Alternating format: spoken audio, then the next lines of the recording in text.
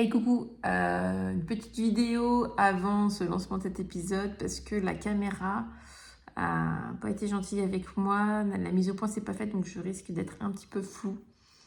Donc voilà, c'était pour te prévenir que l'image était pas folle. Donc je m'excuse d'avance pour ta rétine et je te dis bon épisode. Et c'est parti.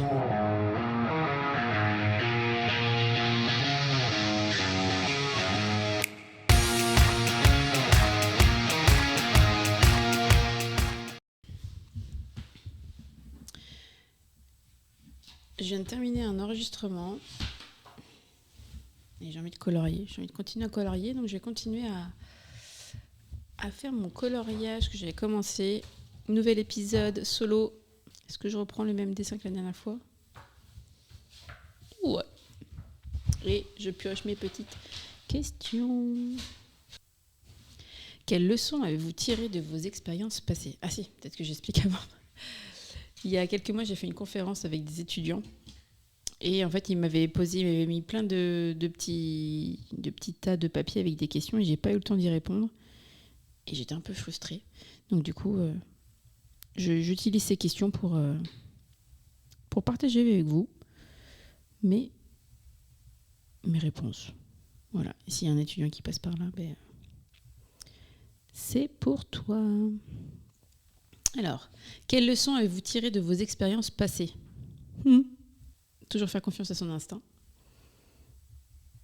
Ça, si je pouvais donner un conseil, ça serait celui-là. Quand tu as une idée précise, tu sais au fond de toi que c'est la bonne décision, que c'est la bonne idée, etc. Et même si autour de toi on te dit laisse tomber, fonce, crois en toi plus que n'importe qui. Une autre leçon, oser. Ça c'est clair. Ne pas avoir peur d'oser. Et s'il y a une chose aussi quand même, essaye. Tant que tu peux, essaye. Et c'est ce que je dis à mon fils de toute manière. C'est qu'en essayant que tu apprends. Essaye. Si tu te plantes, comme on dit, tu deviendras une fleur. Mais si tu te loupes, au moins tu auras essayé. Tu ne seras pas dans le regret. J'ai essayé, j'ai foiré. Ok, bon.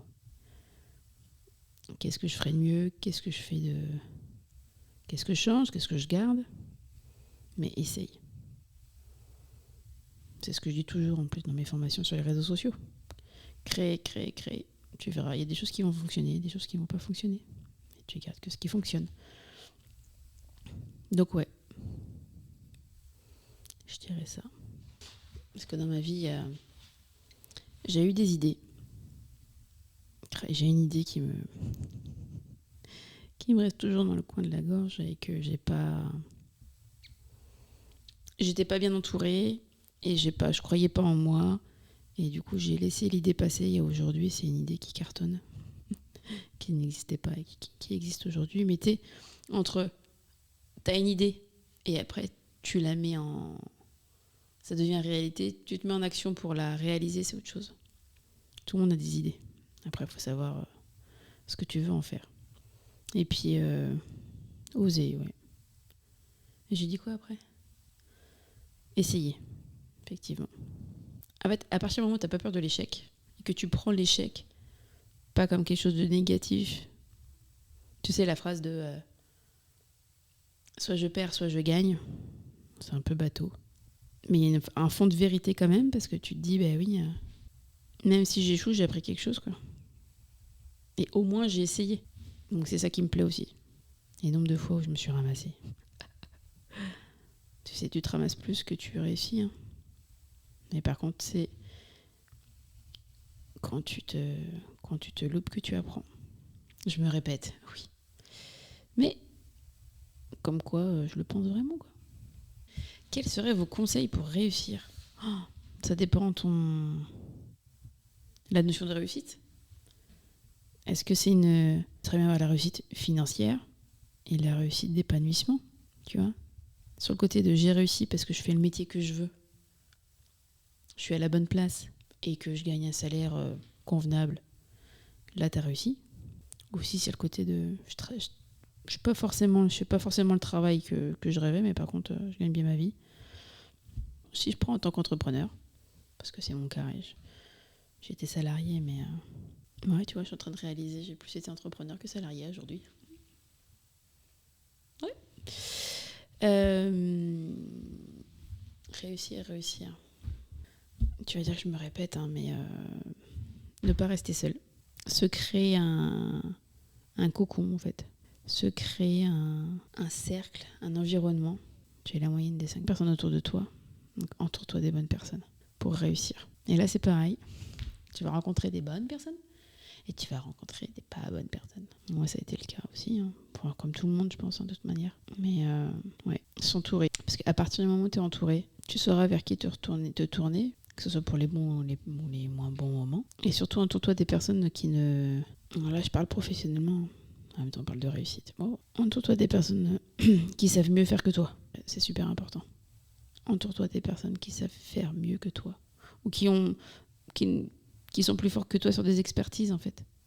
Ça sert à quoi d'avoir quelqu'un qui fait la même chose que toi au même niveau, si tu veux aller chercher la réussite, si tu veux aller chercher plus loin. Mais s'entourer est essentiel. Je pense que je vais me le faire tatouer. Qu'est-ce qui vous a initialement attiré dans ce métier ?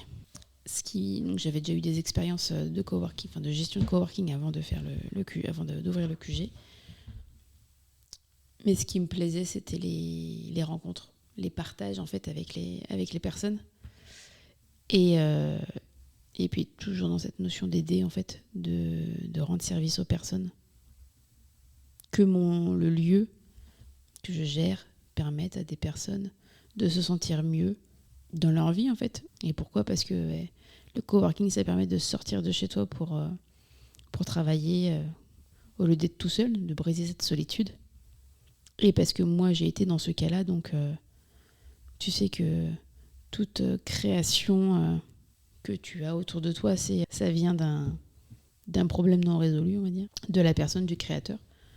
Donc moi, ouais, le kiff d'avoir un coworking, c'est de briser cette solitude des personnes qui veulent travailler, parce que ça peut être des entrepreneurs, mais j'ai des salariés aussi. Et de se dire que ouais, grâce à ta société, les personnes sont mieux, quoi. Et puis, ouais, les expériences, les partages, j'adore. Les métiers, que ce soit les métiers improbables ou les métiers tout court, les personnes, les partages d'expériences, c'est mon kiff. C'est mon kiff de vie. Et puis après, ma première casquette de formatrice sur les réseaux sociaux, c'est la même chose, c'est de faciliter en fait la vie des gens. Qu'une fois la formation finie, les personnes repartent légères et elles ont appris des choses et que ça va leur faciliter leur quotidien et qu'elles vont moins, ils ou elles vont moins perdre de temps sur les réseaux sociaux. Quelles études avez-vous faites ? Alors, à la sortie de 3e, il faut que tu choisisses un métier et concrètement, je n'avais aucune idée. Puis les études, ça me passait un peu au-dessus, quoi. Donc mes parents ont choisi pour moi et m'ont fait intégrer un lycée en BEP Bac Pro Compta. Parce que la compta, ça te servira toujours, de toute façon. Donc je suis partie en BEP Bac Pro Compta. Et puis après, j'ai boussé en Bac plus 2 à BTS, assistante de gestion PME, PMI. Parce que j'avais un peu l'idée en tête aussi d'avoir ma société. Donc je me suis dit, allez, ça servira toujours. Après mon bac, mon BTS, j'ai tenté une licence. Mais ça n'a pas fonctionné. Donc après, j'ai direct cherché du travail. Puis après, je me suis formée autodidacte, quoi. Je me suis formée toute seule. Êtes-vous fière de votre parcours ? Compliqué d'être fière. Hein. Début d'année 2025, là, j'ai fait un travail sur ma marque personnelle, sur le personal branding, avec Justine Baruto, qui est une femme exceptionnelle, que j'ai rencontrée et tout de suite ça a matché. On a discuté et puis donc du coup je lui ai expliqué mon parcours, quoi. Et elle me dit mais quand même regarde ton évolution et tout. Et je lui ai dit c'est vrai, c'est pas trop mal. Donc je suis fière de mon association.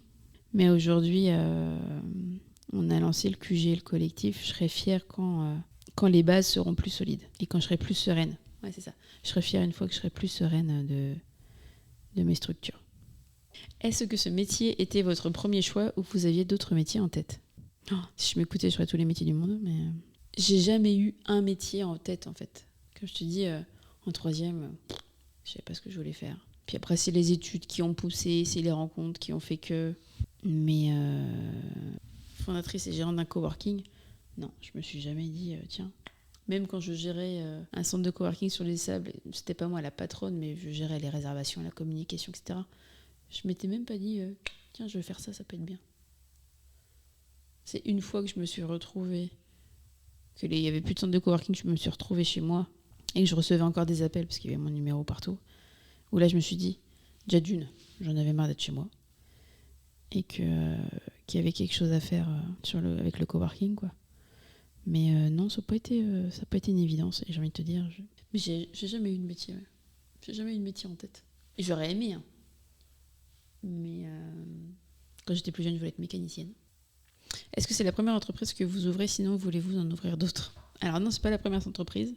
En 2012, j'ai eu ma première idée d'entreprise. Mais là, c'est pareil, j'étais dans mon coin. J'adore le montage vidéo. Donc je voulais créer une société. J'avais créé une société, je m'étais mis un micro pour faire du montage vidéo et audio, pour proposer aux particuliers, aux professionnels. Après, j'ai créé une société, toujours un micro, dans le coaching informatique. Et là, j'ai eu une proposition dans le salariat qui était top, donc je me suis dit, bon allez, on remet à plus tard. Après, j'ai créé une société là, qui a duré quelques années, dans le coaching informatique pro et particulier, formation aussi professionnelle sur tout ce qui est pack office et réseaux sociaux. Et après, j'ai eu mon petit garçon et j'ai eu une proposition salariat aussi où je me suis dit, sécurité financière, je file me mettre à l'abri pour mon fils. Et puis au bout d'un moment, j'en avais marre. Et c'est là qu'en 2019, j'ai créé ERA. D'ailleurs, j'ai été officiellement 100% entrepreneur le 1er avril 2020. J'ai eu le nez en plein confinement. Youhou, avec un enfant qui avait 2 ans. Autant te dire que là, j'ai franchement pas eu le flair. Et est-ce que tu voudras en ouvrir d'autres? Bien sûr. Bien sûr que oui, j'en ouvrirai d'autres. Je sais pas encore quoi. Et j'ai un mari qui est pareil. Donc oui, ce n'est pas terminé. Quelles valeurs ou principes guident vos décisions au quotidien? Ne fais pas aux autres ce que tu veux pas qu'on te fasse. Déjà. Et les choses se font comme elles doivent se faire. Ça me permet de lâcher prise, tu vois, mais même sur le ressenti. Si par exemple tu as un rendez-vous qui s'annule, que tu avais hâte de l'avoir et qu'au final il s'annule au dernier moment, ok. C'est que ça doit pas se passer comme ça. Ça sert à rien de forcer. Même si sur le moment, je te dis, je peux très bien mal l'accepter et que je serre des dents, etc. Mais avec le recul, je me dis, bon, ok, c'est que ça doit se faire comme ça. Valeur après valeur, t'en as plein. Le respect, l'authenticité, le vrai, l'amour, l'amitié. Mais je le dis souvent, les choses se font comme elles doivent se faire. Ça aussi, je pense qu'un jour, il sera sur ma peau. Quels sont vos objectifs professionnels à long terme? Avoir un marché, avoir une société qui tourne sans être présente H24. Ouais, tu sais quoi? Je sais même pas en fait. À long terme, je viens de te dire, j'aimerais faire un travail que j'aime. C'est pas que j'aime pas celui-là que je fais, hein. De trouver vraiment ce pourquoi je suis faite. Je sais que je suis pas trop loin, mais je sais que j'y suis pas encore. Donc, objectif professionnel, de bien gagner ma vie, d'être sereine, psychologiquement, financièrement, physiquement. Mais c'est pas forcément bien de pas en avoir. Chloé serait là, elle dirait, ben si, hein, tu sais, moi je vis au jour le jour, et je comprends, mais ouais, non, professionnellement, ça serait de toujours autant kiffer travailler, et d'être sereine, ouais, financièrement, parce que quand tu te lances, à moins d'avoir gagné l'euro-million, ou beaucoup de sous de côté, c'est pas facile tous les jours, et surtout comme on dit, les 3 premières années, donc ouais, toujours kiffer, et plein de mou là. Allez, c'est fini pour cet épisode solo. Franchement, je sais pas trop ce qu'il va donner. J'avais envie de partager avec vous, là, sur le moment. Donc, on verra bien ce que ça donne. Et je te dis à la semaine prochaine pour un prochain épisode où je ne serai point seule. Ciao, bye!